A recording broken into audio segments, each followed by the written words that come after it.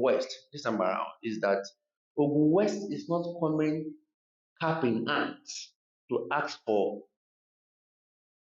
the topmost political ascendancy in Ogun State. And I'll tell you what I mean by that. Before now, we have found ourselves in a weak position whereby we have always hoped on certain external forces, political power centers, and more succinctly put, political leaders, godfathers, or even sometimes incumbent governors who are probably leaving office. We have always relied on them, to arbitrate and push Ogun West to that seat. Let's take very recent examples. In 2011, we saw the effort by the former governor of Ogun State, and that's uh, Senator Gbega Daniel, the effort to make, to push our brother from Ogun West, now MHR, Gbega Isaka, to become governor. That didn't work. That was an experiment that didn't work. In that same election, the General Tunji Oluri of late also had the backing of the likes of General Obasanjo, trying to make him become governor. That did not work. We saw another example in 2019, when former governor Nukunle Amosun also tried to give support and push one of his protege, Honorable Abdul Kabir Akilade, who vied on the platform of the APM at the time. But that did not work.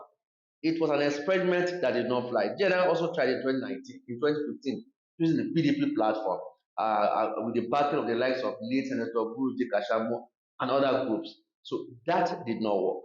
But what is unique this time around, aside the political support, the structures that those leaders, those external factors, push and put at the back of a Yewa-Awori candidate, they also probably put in the resources, and which made a bit of which was challenging to the extent that all the nuances, all the centripetal and centrifugal forces, and every element that makes for contestation of gubernatorial election were not exclusively in the hands of our people, and so we didn't control that process. What is unique this time around is that Ogun West presents a unique proposition in terms of quality of candidates. Let me use candidates advisedly, not literal candidates of parties now, because the process has not started. Ogun West presents probably the best crop of potentials at this material time.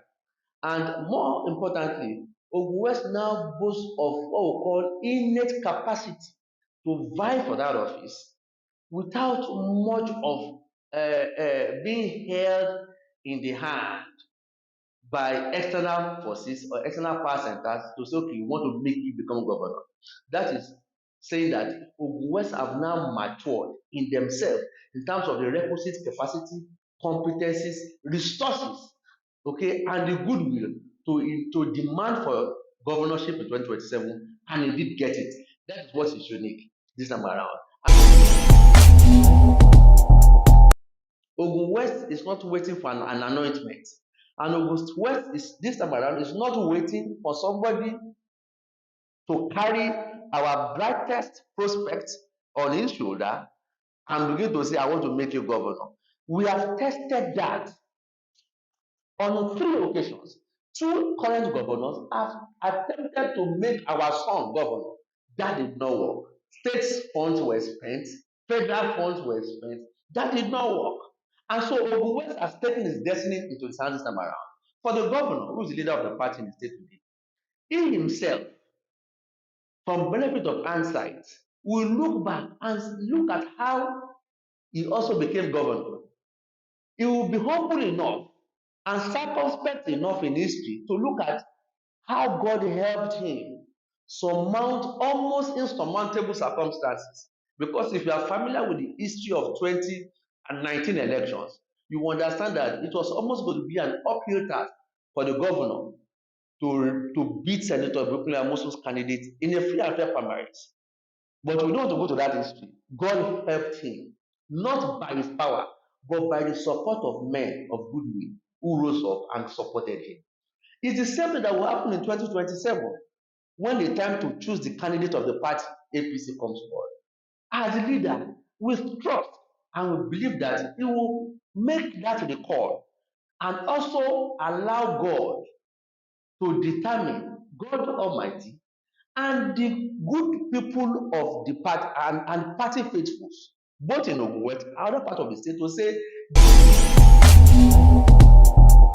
well, when we hear the word betrayal with respect to Ogun West gubernatorial agitation over time, a lot of people say that out of ignorance and they lack information. Some of us have been part of every process, gubernatorial process of Ogun State, precisely since 1999.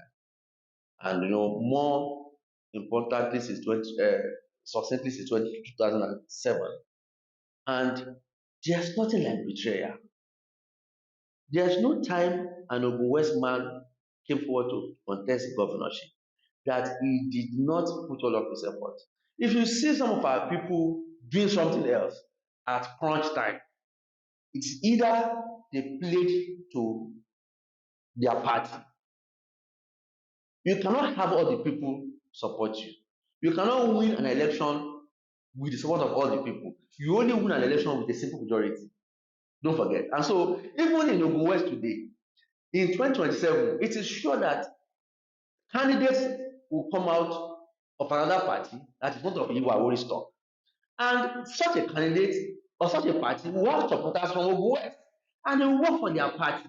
And in 2023, Bolaji Adebutu was on the ticket of the PDP. He had supporters in Ogun West. They worked for their party.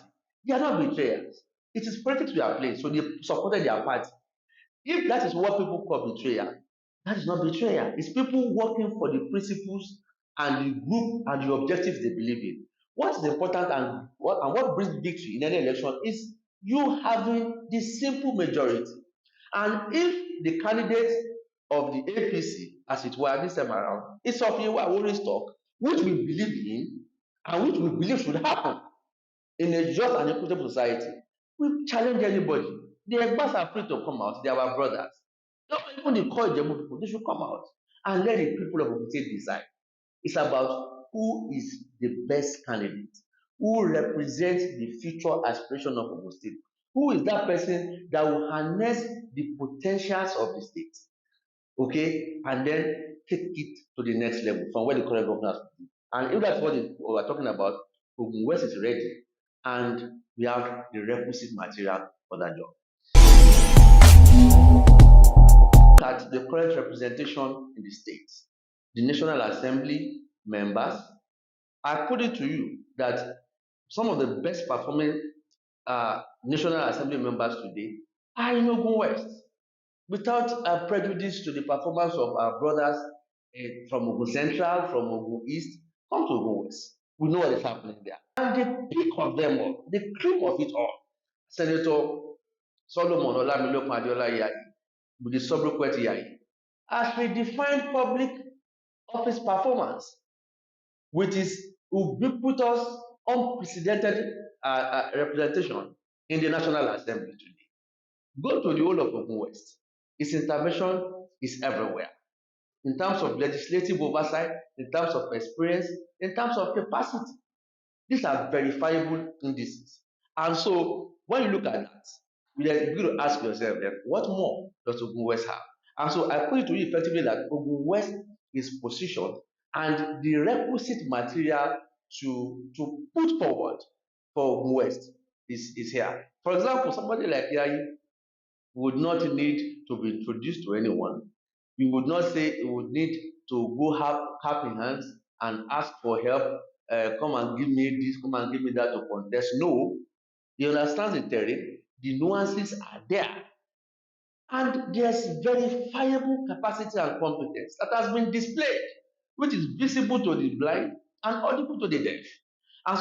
And again, what is unique this time around is that we are not appearing beggarly. Governorship is a pan Ogun State agenda. It's not a sectional agenda.